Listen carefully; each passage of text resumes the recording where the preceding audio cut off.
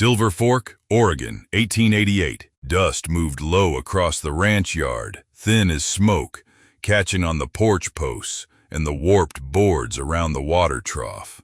Enoch Reeve sat motionless on sage with 6 armed men around him. If he guessed wrong in the next few seconds, he would lose his life. If he turned back, a stolen ranch would stay in the hands of men who had already driven one family from its home at gunpoint. Rourke Cain stood 30 yards ahead of him, one boot in the dust, his revolver still holstered. Behind Enoch, a rifle clicked into position. Sage's ears flattened. Enoch did not turn. "Hands away from those Colts," the rider behind him said. Enoch rested both palms on the saddle horn. The afternoon looked almost peaceful. Cottonwood stirred along the creek. Water dripped from the trough. Somewhere inside the barn, a loose hinge knocked softly against wood. 5 men had been waiting when he rode in. Now there were 6. Rourke's mouth bent into a slow smile. "Still think you came here to give orders?" Enoch looked past him toward the house. Bullet scars marked one shutter. A strand of broken fence wire lifted and fell in the wind. Beyond the corral, cattle carrying ugly doubled brands stood shoulder to shoulder in the heat. He had seen enough before he ever rode down that road. But seeing and surviving were 2 different things.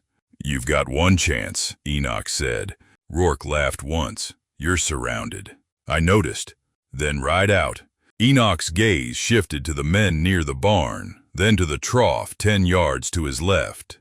No one watching him would have known his mouth had gone dry. He had not come looking for another gunfight. Men his age learned the difference between courage and foolishness, usually because they had buried people who never did. Rourke stepped closer. "This land belongs to the men who can hold it." Enoch's eyes hardened. "A man doesn't earn a home by putting a rifle on the family living in it." The laughter stopped. For the first time, Rourke's face changed. Only a little, but enough. The stranger behind Enoch raised his rifle another inch. Metal whispered against leather as Rourke's hand dropped toward his gun. Enoch looked once at the water trough, once at the dark mouth of the barn, then at Rourke. "Offer still stands," he said quietly. "Right away." Nobody moved. The wind died. A bead of sweat slipped beneath Enoch's collar. Then Rourke's fingers closed around the grip of his revolver. 3 days earlier, Enoch Reeve had wanted nothing more from Silver Fork than a hot meal, fresh coffee, and enough shade for Sage to cool beneath. The town sat quiet under the Oregon summer sun, where cattle country rolled toward timbered hills, and every boardwalk seemed to hold the same layer of dust. Enoch took a seat near the diner window. He had no reason to stay. Then he heard the name Alden Moss for the 3rd time. The diner owner noticed. "Moss owns the bank," he said, filling Enoch's cup. "And a ranch east of town nobody wants to ride near anymore." Enoch lifted the coffee but did not drink. "Why?" "Rourke Cain." That name came with a pause. Cain and 4 armed men had taken over Moss's family ranch nearly a year earlier. They had run off the tenants, settled into the house, and begun moving stolen cattle through the north pasture. The sheriff had tried to enforce a court order. 6 men rode out. 2 came back carrying bullets. 1 still walked with a cane. Enoch finally drank. "Cain hurt the family?" The diner owner looked toward the street. "Beat the husband. Fired over the wife's head.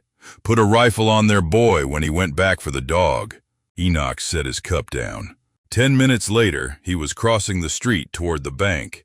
Alden Moss looked less like a wealthy banker than a man being slowly buried beneath paper. Ledgers covered one side of his desk. Court documents covered the other. Alden slid a stamped order toward him. "The law says the ranch is mine." Enoch glanced at it. "And Cain says rifles matter more." Alden opened another folder. There were statements from ranchers who had lost cattle, sketches of altered brands, and evidence of livestock being moved through the property. "Why that ranch?" Enoch asked. "Water, distance, good grass, hidden approach from the north." Then Alden opened a drawer. He placed a folded deed between them. 400 acres, house, barn, 2 wells, spring-fed creek.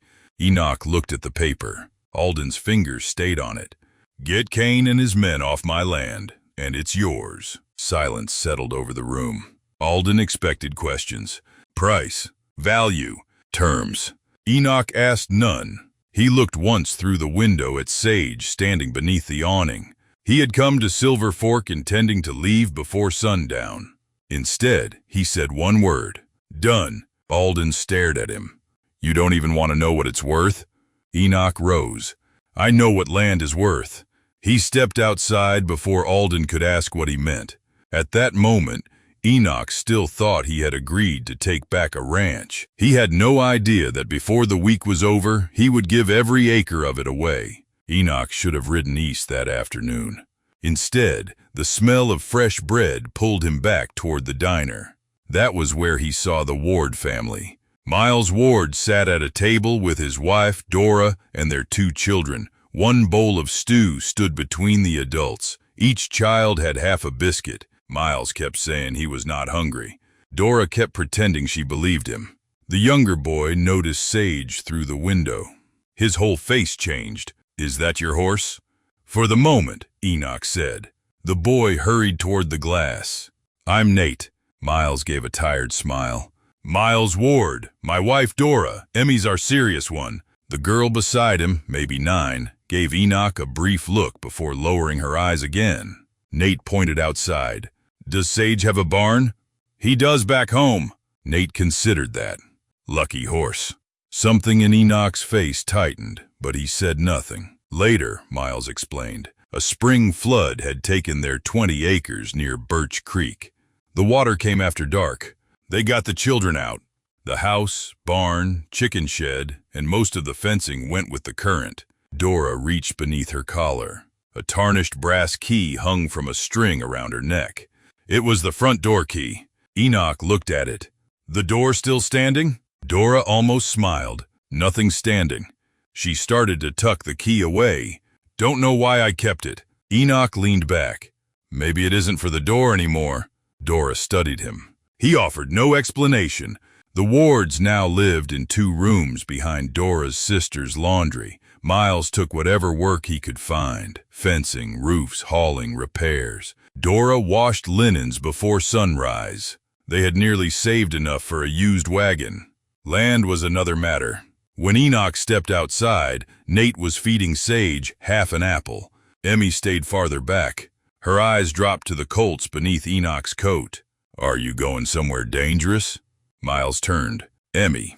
It's all right, Enoch said. He looked at the girl. Maybe. She swallowed. You coming back?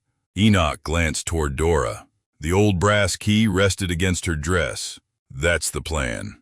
He mounted Sage. Miles walked beside him. If you need another man? No. I didn't ask if you wanted one. Enoch looked toward Dora and the children. Your work's here. Miles followed his gaze. After a moment, he nodded. Enoch turned Sage toward the eastern road. Behind him, Nate shouted, Tell Sage he can use my barn when I get one. Enoch lifted one hand without looking back. For the next 12 miles, those words followed him. And somewhere along that road, the 400 acres stopped feeling like his reward. By late afternoon, Enoch had left the road and taken Sage into a shallow draw north of the ranch. The land was better than Alden Moss had described. A creek slipped through cottonwoods. Grass rolled toward low ridges. The house sat on a rise with a clean view south and west. Behind it stood a barn, bunkhouse, smokehouse, and 2 corrals arranged close enough to defend. Rourke Cain had not picked the place by accident. Enoch tied Sage in the shade and finished the last half-mile on foot. For 3 hours he watched. One man worked tack on the porch. Another moved around the corral. 2 riders checked the western fence. Rourke gave the orders. Enoch counted rifles near the doors. He marked the water trough. He watched how quickly the horses could be saddled. Then he noticed the North Patrol. Every 40 minutes, one rider crossed the same ridge. Sage heard him before Enoch did. The gelding lifted his head toward the sound. Enoch touched his neck. Good catch. He led Sage deeper into the trees and waited. Near sundown, 2 fresh steers were pushed into the herd. Their brands had been burned over. That settled one question. Alden had not exaggerated the rustling. After dark, Enoch crept close enough to hear voices from the porch. "Moss won't come," one man said. Rourke answered, "Moss owns paper, we own ground." A few men laughed. Rourke did not. Land belongs to the man who can hold it. Enoch stayed still in the grass. He had heard men dress theft in finer language before. By dawn, he was back in Silver Fork, asking Alden for maps, tax records, the old lease, and the names of neighboring ranches. The south road caught his eye. It narrowed between the creek and a limestone shelf. If Rourke ran, that was the likeliest way out. Alden watched him study the map. "What are you going to do with the land?" Enoch kept his eyes down. "Haven't got it yet." Later, he borrowed paper. "Owen, if this works, I may need your help teaching somebody how to run 400 acres without losing it. Bring what a good start requires. Don't bring a gun unless you need one for the road." Enoch sealed the letter. For the first time, his plan reached beyond driving Rourke Cain off the ranch. Somewhere in Silver Fork, a brass key still hung from Dora Ward's neck, and Enoch had begun to think about the door it might open next. Before Enoch went back east, he stopped once more at the laundry. Miles Ward was outside repairing a wagon wheel. Dora worked over a steaming copper tub inside. Nate had found a crooked stick and was using it to defend Sage from bandits only he could see. Emmy sat on the back step with a school slate across her knees. Enoch crouched beside her. "Sums," she nodded. "Any good?" "Better than Nate." From the yard, Nate shouted, "I heard that." For a moment, the place almost felt ordinary. Then Emmy erased a number with her sleeve. "Papa says if we save enough, we can buy land again." "He say when?" She shook her head. "Mama says not to count a thing before it's ours." Enoch looked through the doorway at Dora. The old brass key rested against her dress. Miles came over wiping grease from his hands. His eyes dropped to Enoch's Colts. "You headed out there again?" "For a day or two." "Need help?" "No." Miles held his gaze. "Didn't ask if you wanted it." Enoch looked toward Dora, Emmy, and Nate circling Sage with his wooden pistol. "Your help's needed here." Miles understood. It did not make the answer easier. "Then come back." Enoch mounted. "That's still the plan." The next day gave him the pattern he needed. Rourke's men ate together at midday. The North Patrol returned just before noon, leaving a short window when every man was near the house or barn. Enoch intended to use it to talk first. A man deserved one chance to decide whether pride was worth blood. Near sundown, Enoch crawled close enough to hear Rourke again. "We fixed these fences, pulled calves, dug out the spring, slept under that roof. Tell me why some banker owns it more than us." "Because his name was on a deed." Rourke called that ink. Enoch understood why the argument could tempt a man. Work mattered, so did sweat. But none of it changed the first act. Rourke had taken the house by frightening another family out of it. At first light, Enoch sent Owen's letter east. Then he bought cartridges, bandages, dried meat, and a fresh canteen. Alden saw the supplies. Optimistic or pessimistic? Prepared. Difference? Prepared men don't waste time arguing about it. Just before noon the following day, Enoch turned Sage onto the ranch road. No hiding, no drawn gun, no attempt to look harmless. Ahead, the house came into view. One man stepped onto the porch, then another. By the time Sage reached the yard, 5 armed men were watching. Enoch kept riding. Enoch brought Sage to a stop 30 yards from the porch. Rourke Cain stepped down into the yard. "You lost?" "No." "Then you're trespassing." "Alden Moss owns this ranch." Rourke smiled without humor. "Alden Moss owns a desk." One of the men near the barn laughed. Enoch let the silence sit. "The court says different." "The court can ride out here and tell me itself."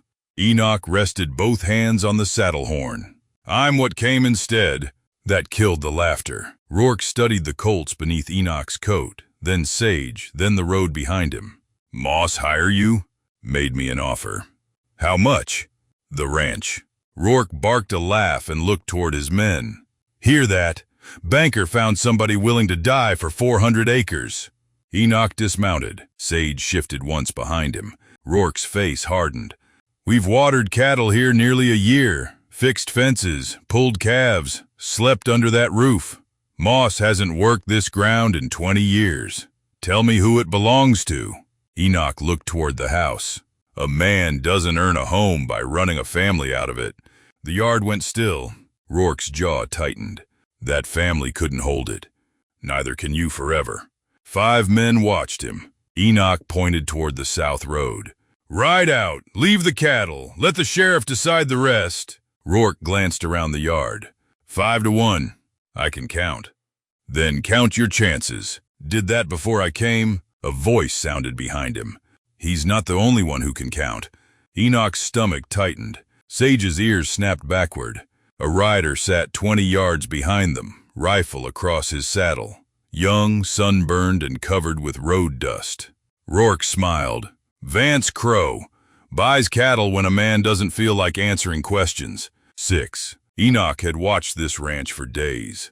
He had mapped every door, every rifle, every patrol. And still the world had changed before he arrived. Vance lifted his rifle. Hands clear. Enoch did not turn. Easy, Sage. Rourke stepped closer. Last chance. Get back on that horse. Enoch looked at the water trough to his left.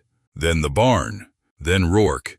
The old road west still existed behind him. For one more heartbeat, he could have taken it. Instead, he said quietly, offer was for you.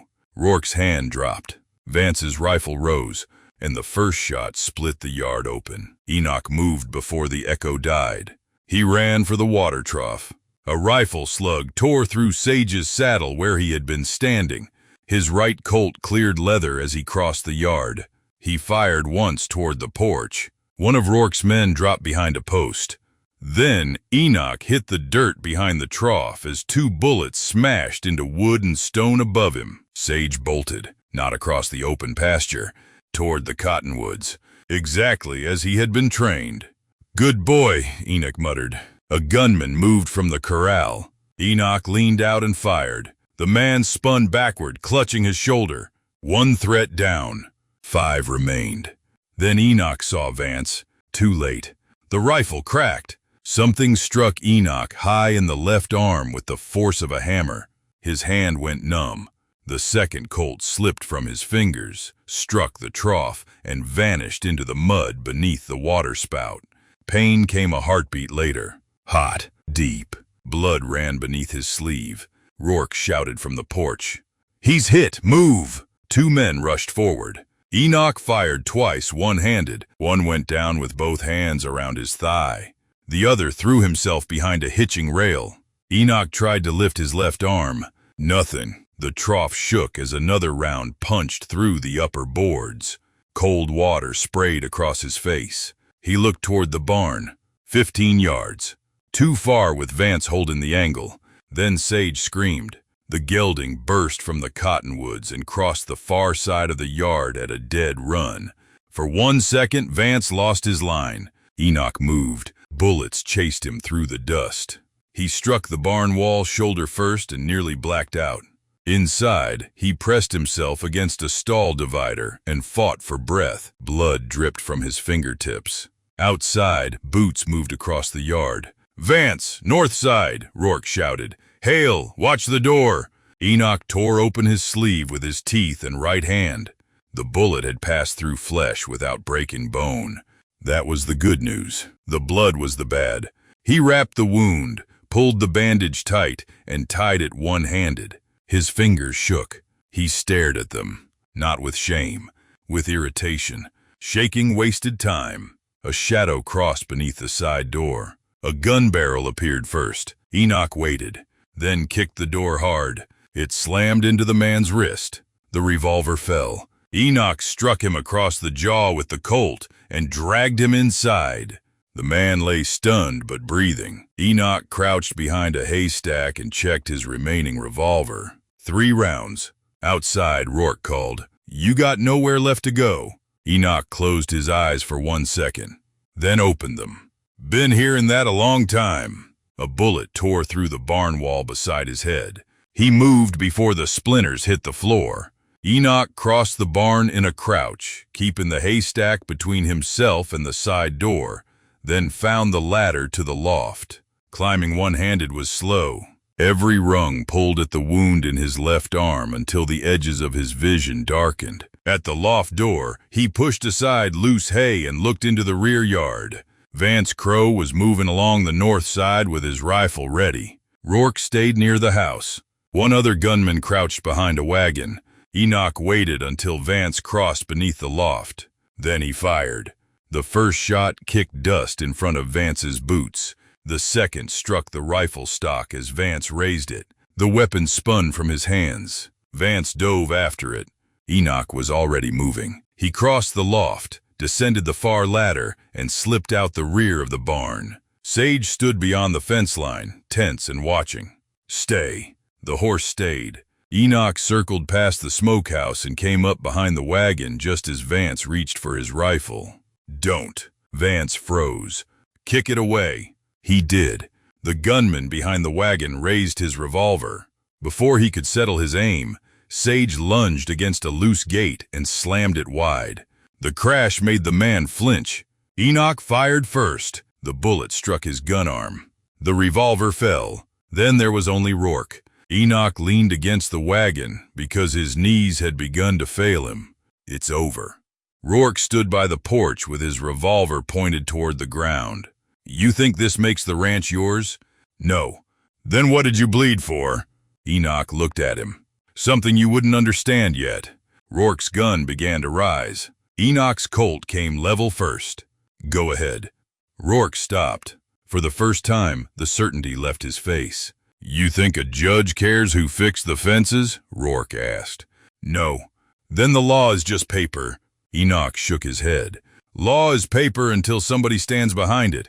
Same as a deed, same as a promise." The wind moved through the cottonwoods. "You said land belongs to whoever can hold it.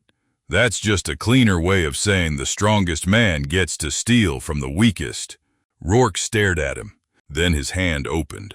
The revolver hit the dirt. Only then did Enoch's legs give out. He sat hard against the wagon wheel. Sage crossed the yard and lowered his head against Enoch's shoulder. Rourke looked at the blood dripping from the bandage. "You really came here alone?" Enoch rested his head back. "Didn't feel alone. A neighboring ranch hand found the yard an hour later." By then, Enoch had tied the prisoners with their own rope, gathered the dropped weapons, and nearly passed out twice, pretending he had not. The ranch hand took one look at the blood and Rourke Cain sitting unarmed beneath the porch, then rode hard for Silver Fork. Alden Moss arrived near sunset with the sheriff and 6 men. Enoch was sitting on the porch steps when Alden reached him.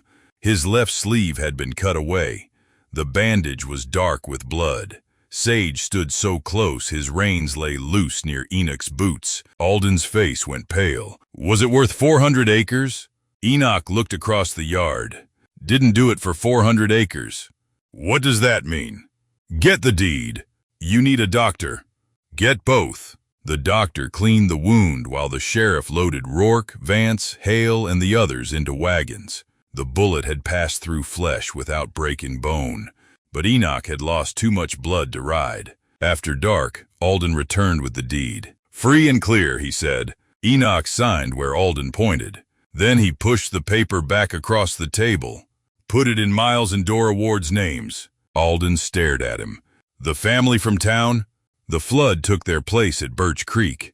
Alden looked down at the deed. "They're poor." Enoch's eyes lifted. "I don't mean that cruelly," Alden said. 400 acres takes cattle, repairs, taxes. A family can lose good land if it starts with nothing. Work comes first. Work doesn't buy 20 head. "No." Enoch leaned back carefully. "A banker does." Alden was quiet. Then he nodded. "Fair terms, 2-year livestock note, first payment in 6 months, herd stands as security.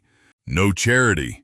"No charity." The next morning, Miles and Dora arrived with Emmy and Nate. Miles stopped when he saw the sling.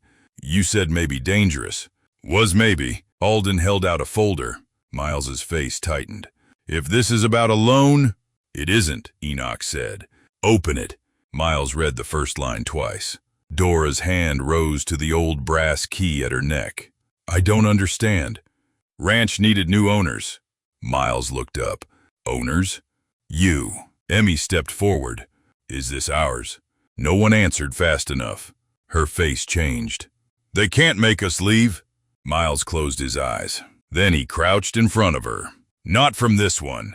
Enoch reached into his coat with his good hand and held out a new brass key. "Trade you."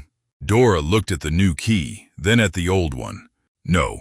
A small smile broke through. "I think I'll keep both." The first wagon reached the ranch before noon. No one had sent for it. A neighboring rancher brought lumber and fence staples. 2 men climbed down with hammers. Behind them came flour, beans, bedding, hens, wire, and hands. The ranch still carried the marks of violence. One window was broken, porch boards were scarred, the barn roof sagged, sections of the north fence lay flat. Nobody pretended 400 acres had become a home overnight. They simply went to work. Miles joined the fence crew. Dora swept dust through the front door. Emmy carried nails in her apron. Nate followed Sage with a brush until the horse gave him an offended look. Even Alden Moss arrived without his bank coat. Miles handed him a hammer. "You know how to use that?" Alden looked at it. "I own a bank." That wasn't my question. Another wagon rolled over the rise. Owen Reeve drove. Pearl Reeve sat beside him. Behind them came 6 bred cows, 2 calves, a bull, wire, salt blocks, and supplies to give the wards a fair start. Pearl saw Enoch's sling before the wagon stopped. "You called this a simple job." "It was." She looked at the damaged yard and bandage. "Of course it was." Then she learned about the deed. "You gave away 400 acres?" "Didn't need them." Pearl studied him. "Good." That evening, lanterns hung from the porch while cookfire smoke drifted through the cottonwoods. A fiddle sounded. Enoch sat with his wounded arm throbbing. Beside him, Emmy held 2 brass keys. Pearl nodded toward them. "Which one matters more?" Emmy touched the old key first. "That one says we had a home." Then the new one. "This one says we have one again." Enoch looked away. Nothing ahead would be easy. Miles still owed for the cattle. Winter taxes and hard years were waiting, but no one was sending them away. Nate appeared beside Sage with an apple. "Lucky horse." Enoch smiled. "Still think so?" Nate looked at the repaired barn, his mother laughing on the porch, his father talking fencing with Alden, and cattle settling beyond the corral. "Yeah," he said, "but I think we're lucky too." Rourke Cain had believed land belonged to whoever could hold it. Alden had once treated it like an entry in a ledger. The wards knew land could vanish in one night. Enoch understood something quieter. Land became a home when people cared for it, protected one another on it, and made room when someone needed a place to begin again. That night, under lantern light in Silver Fork, nobody in that yard needed saving. For Enoch, that was enough. Thank you for staying with this story to the very end. If Enoch's choice, the Ward family's second chance, and the meaning behind those 2 old keys stayed with you, let me know in the comments what home means to you. Stories like this remind us that sometimes the greatest victory is not what a man wins, but what he chooses to give away. If you enjoy heartfelt Western stories about courage, family, survival, and second chances, please subscribe and join us for the next journey across the American frontier. Disclaimer. This is a fictional Western romance story inspired by life on the 19th century American frontier. Characters, events, dialogue, and dramatic situations are created for storytelling purposes. Historical settings and cultural details are researched for authenticity,